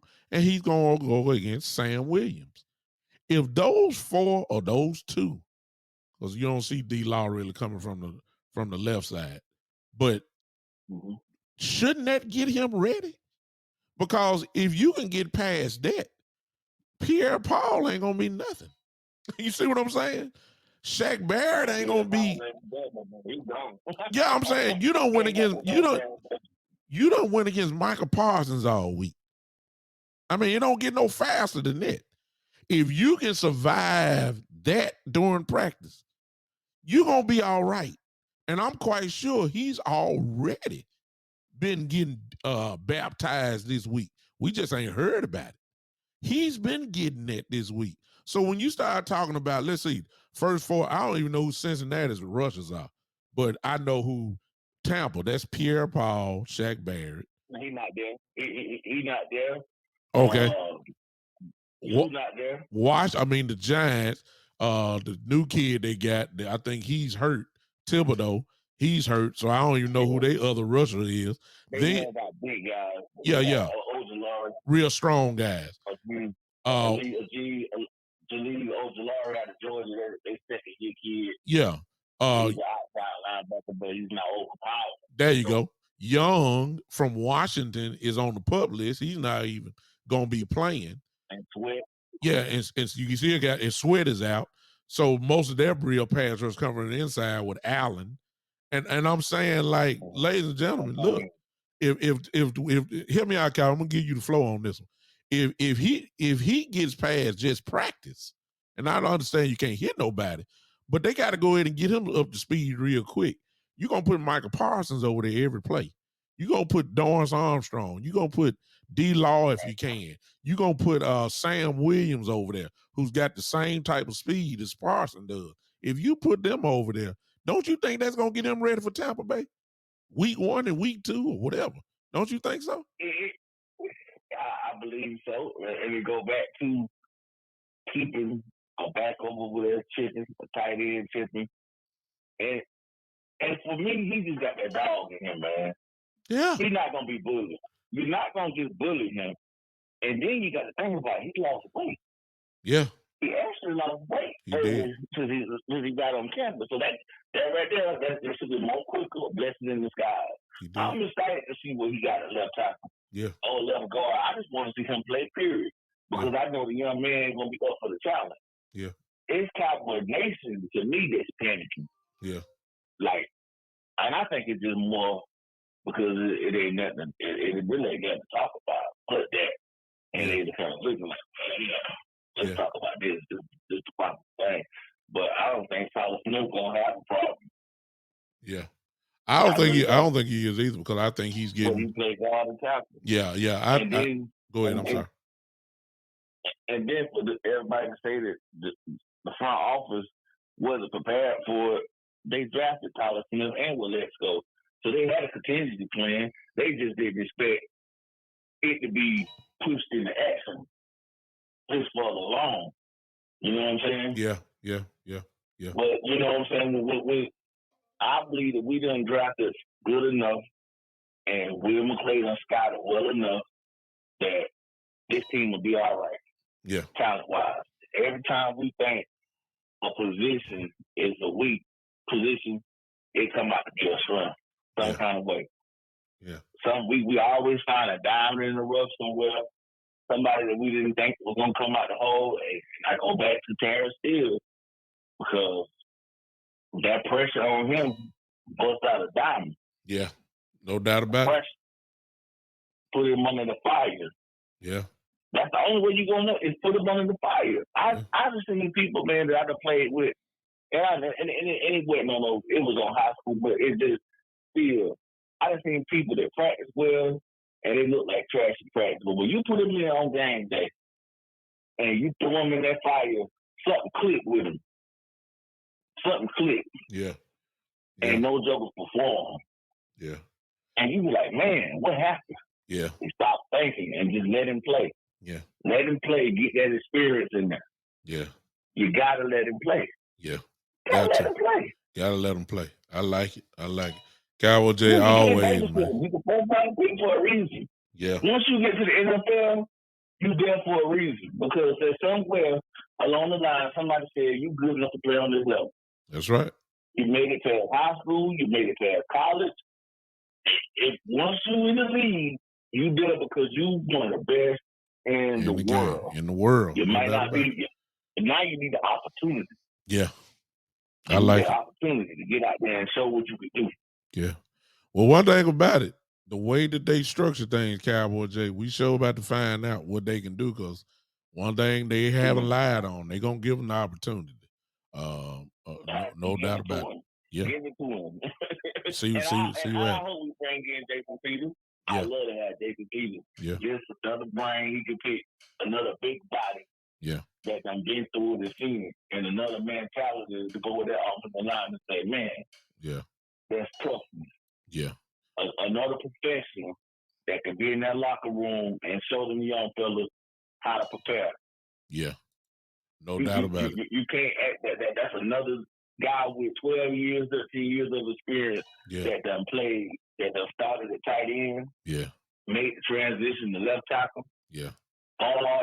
Jason Peters done been through it all. For him to come in the league the way he was as a tight end. Yeah. A lot of people don't know that. Yeah, exactly. You got to go all the way back to them days. No doubt about it. That's a self-made man right there. Yes, sir. Out of Arkansas. And a walking Arkansas man, I believe. A walking Hall of Famer. No doubt about it. First ballot. No question. Got that connection in Arkansas Hall. Well, you know how Jerry feel about it. Yeah, you know how Jerry feel about them Arkansas guys, so you know what time it is. Yeah. All right, man. Appreciate you, Cowboy Jay. Appreciate you, man. Appreciate you, man. Thank you so much. Listen, I love the people that call in on here, because I don't claim to know it all, and they are just as knowledgeable as I am when it comes to Cowboy Talk. So I applaud it. I welcome it. I try to be nice and let everybody talk. Get your points across.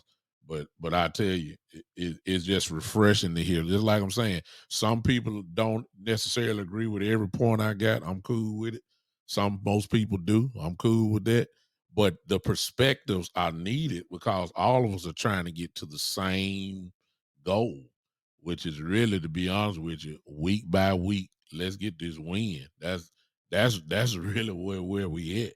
And you may have a different way of figuring out how to get to the win. I may have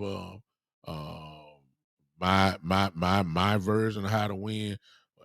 We all could be right at the same time. So I appreciate that. Now, I'm gonna close with this. I mean, y'all forgive me for looking out, because I'm still doing my draft. But let me throw this in. There's a report that came out today, and I'm not saying this I'm not a messy type dude. Okay, that's just me. And one thing I know, I don't get into folks' house. I don't get into folks' marriage and all that kind of stuff. I'm strictly coming from the perspective of the football game. There's a report, and for those that follow the Big Time Show Facebook page, I guess I'll put the article out there. And why I got it on my head now, I'm going to go ahead and put it out there now. I'm going to do that now. Y'all give me a moment. I'm going to put it on the Big Time Show.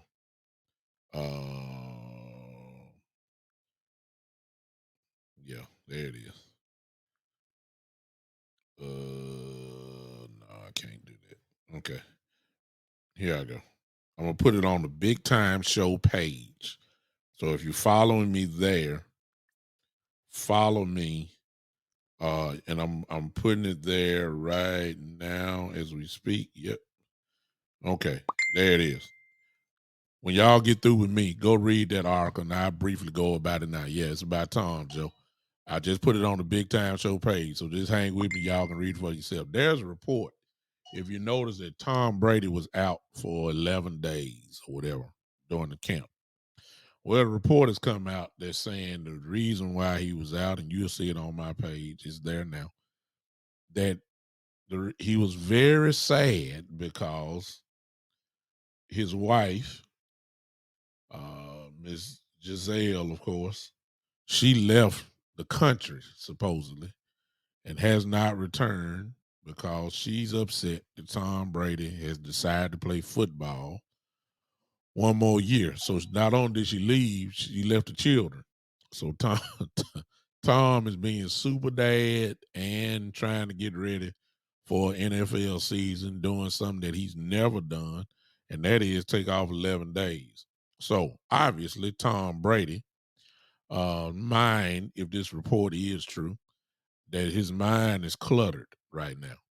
Now, I'm not going to go and, do something crazy because Tom Brady is so great that, when it comes to playing football, this really don't mean anything. He knows it. However, if you saw that interview when Tom Brady came back and he had the interview and he had let out an expletive and, and all that kind of stuff, he didn't look like he was all there. Y'all know that? And look, Tom is a crazy football player on the field. He turns into a different dude. Everybody done seen it. He's insane. He's a killer. He is a legitimate killer. He got the rings on his fingers to prove it. So when it comes to the game of football, he's there. However, he's always had his house right. And as long as he had that support there, he's cool. Tom looked like he was a little out of it at that interview. We didn't know why. Nobody knew why, but the report just came out. And you'll see it on my page, a Big Time Show Facebook page. You can go look at it. Is that it's obvious that he's mentally not all there because his wife has left. She's ticked off, supposedly. And believe it or not, ladies and gentlemen, that kind of affects the football field. So let's look at Tampa Bay, because I'm through talking about salary cap now.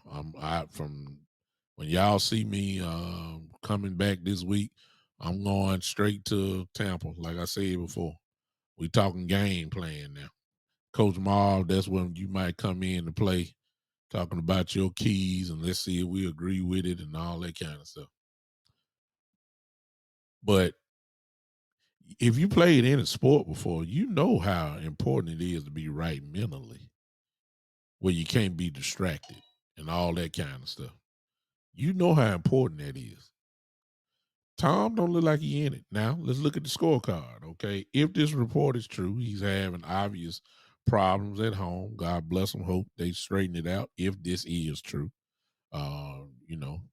If it is true, let's just assume that it is.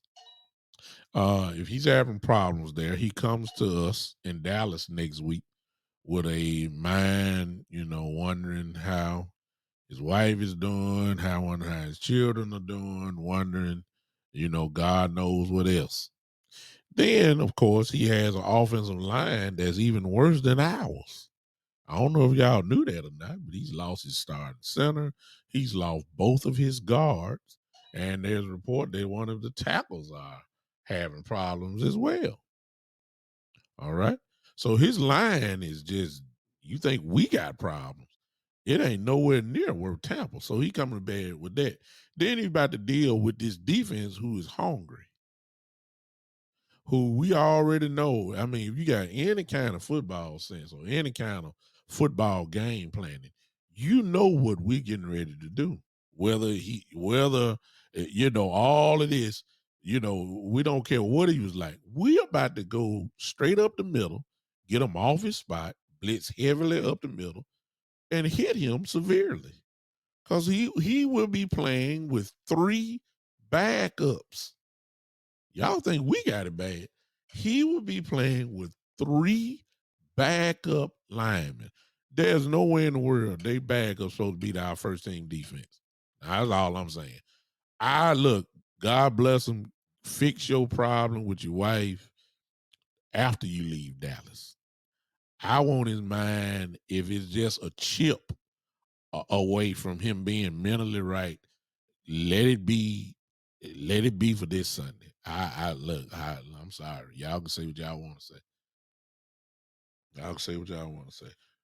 I ain't getting, if you notice, I ain't got into his marriage. I'm just saying I need him as unfocused as possible. That's all I'm saying. If it's this, look, that's not our fault. I want to put him in further misery. I want severe hits. I want constant hits. I don't want him taking pictures and, football pictures with nobody around him. I don't want to see that. I don't see that. I don't want to see that. I want to see him get hit non-stop.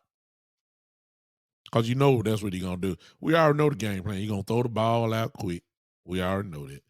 He ain't going to be sitting back there all day long. He's going to try to throw it out quick. He's going to be out here throwing little passes to the running back. That's what he does. He's going to be throwing to Kyle Rudolph and Cameron Brate, the tight ends. Whatever he throws to Goodwin and Evans, I don't think he's going to have the real time to do that. I really don't think he is. But I believe he's going to get the ball out quick. So we may not get to hit him as much, but he need to know we there. That's what I'm saying. He need to know that we coming. We need to get him out there from standing straight up in the pocket. We need to have his feet shuffling. We need to have him moving out of the pocket because he's not great, of course, when he moves outside the pocket. That's what we want. We need to let him know. We need to let him know. That's what I'm looking forward to. And unfortunately, this report has come out. I'm quite sure Tom this week going to be cussing everybody out in interview because some reporter's going to ask him about his house. And Tom going to let him know, you don't ask me nothing about my house and my wife and where she may be and et cetera, et cetera. I guarantee you, Tom going to let him know that. But Tom is had to leave camp, something he's never done, to go try to take care of the house. He had to go be daddy for 24/7. Y'all read that report there. Whether it's true or not, I don't know. It could be not. But someone close had put it out. Go to the Big Time Show page, read about that, and it kind of it fits. It's strange when Tom Brady misses camp. That's never happened in 20 years, other than when he was injured. Other than that, Tom Brady's going to be at camp working. So you knew it had to be something incredibly serious to pull him away from his team. This sounds like something that could pull you away from the team. No doubt about it, y'all. No doubt. So let's fix all that after Dallas. You understand? After Sunday night. That's all I'm saying. God, get it together after Sunday. I need his mind cluttered. That's what I'm telling you. I'm cheering for him and Gisele, and nobody celebrates any type of marital issues or something like that. I'm not certainly doing it. I'm just saying, from football perspective, look, I was the type of player when I played. I knew about my opponent.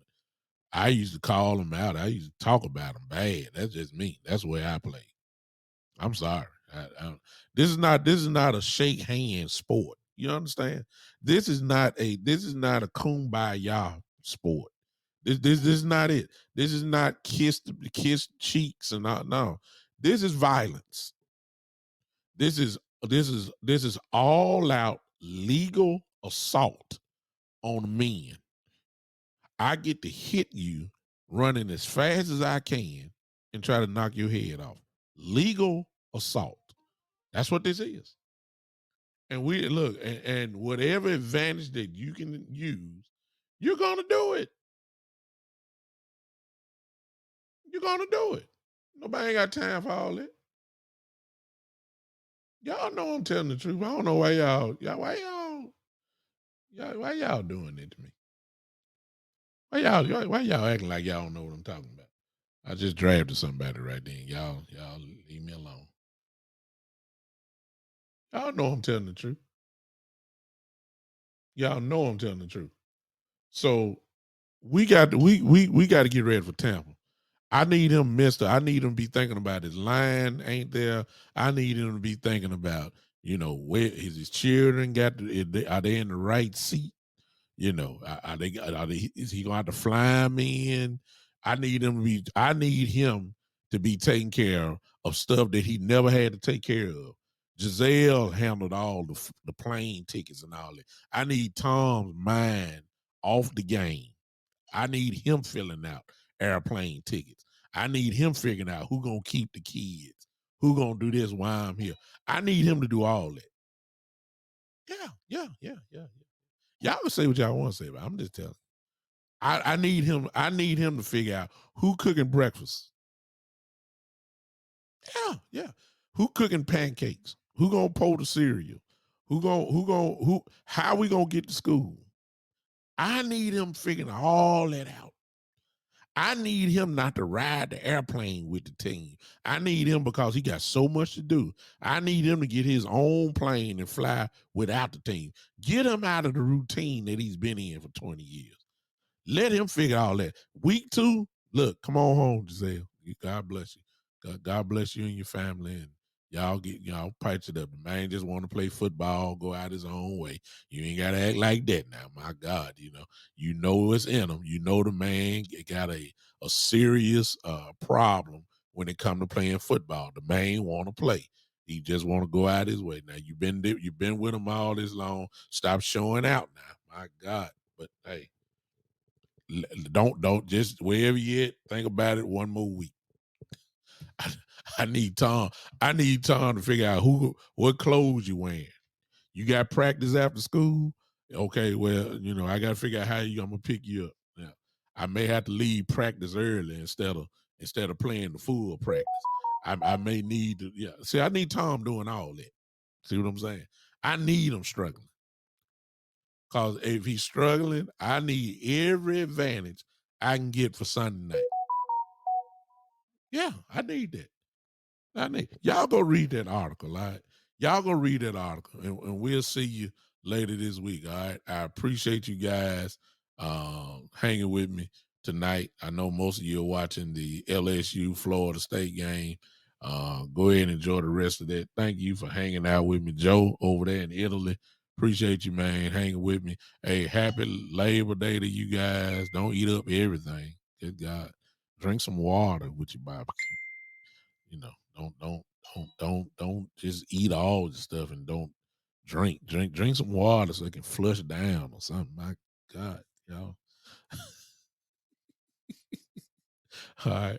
I appreciate y'all so much. Hey, I can't tell you when I went. I don't think I'm gonna be able to wait till Saturday.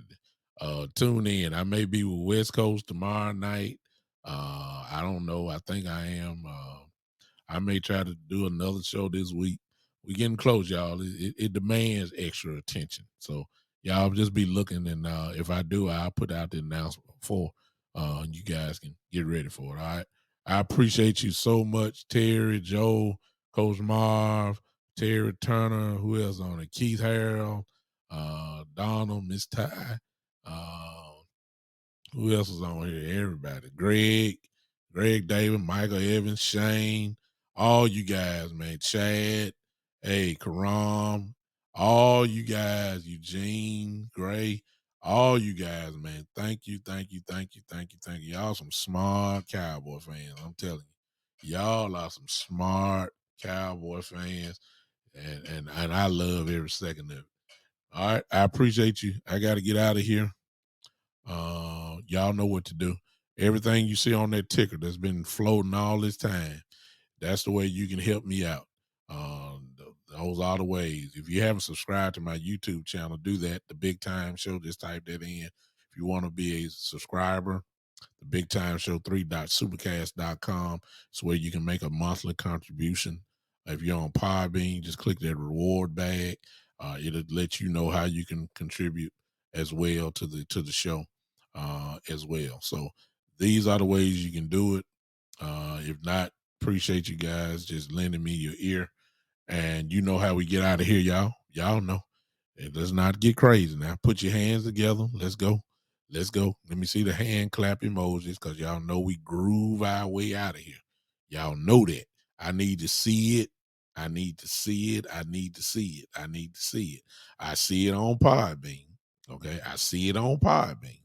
I see it on Podbean. I see it. I need to see somebody right here who's watching me on, let me see where I'm watching. Facebook, Twitch, those of you that are on YouTube as well.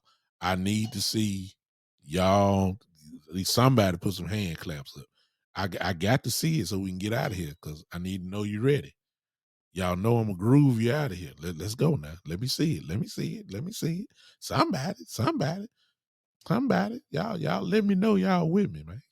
I wish I could keep this camera so y'all can see how I be moving when the music play.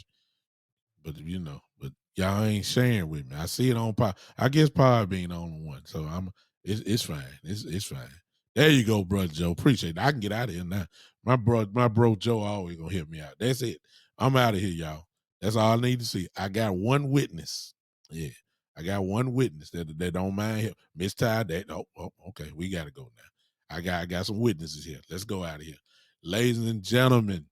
Thank y'all for this another edition. I'm 2 years running now, I believe, in this thing. I'm enjoying myself. I can't help it because I got people like y'all that support me. I appreciate it. We're going to keep it going, y'all. Season getting ready to start. You know I'm finna crank up now. Y'all already know that, don't you? Let's go, y'all. Let's go, Cowboys. This is, yeah, buddy, the Big Time Show.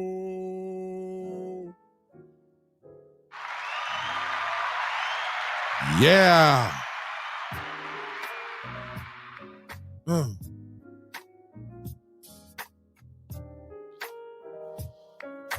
Here it is. Clap your hands. Woo!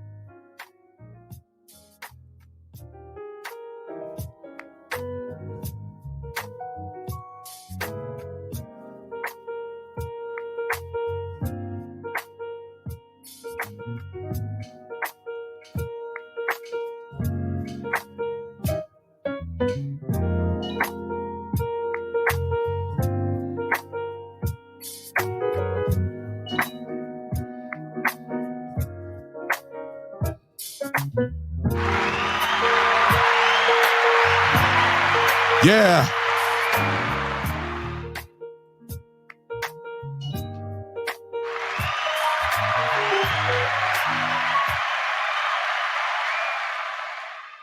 I love it.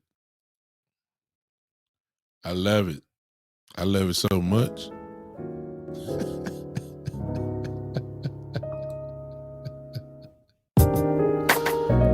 Woo-hoo.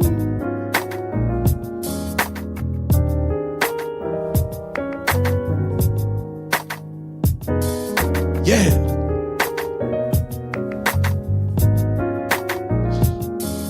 Come on, y'all. I'm on Podbean. I mean, I'm on stream, y'all. They can see me.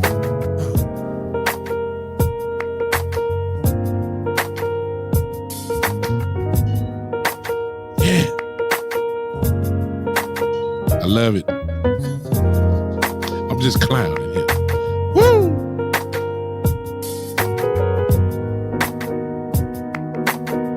I got folks looking at me right now. They think this dude crazy. I'm out. Peace.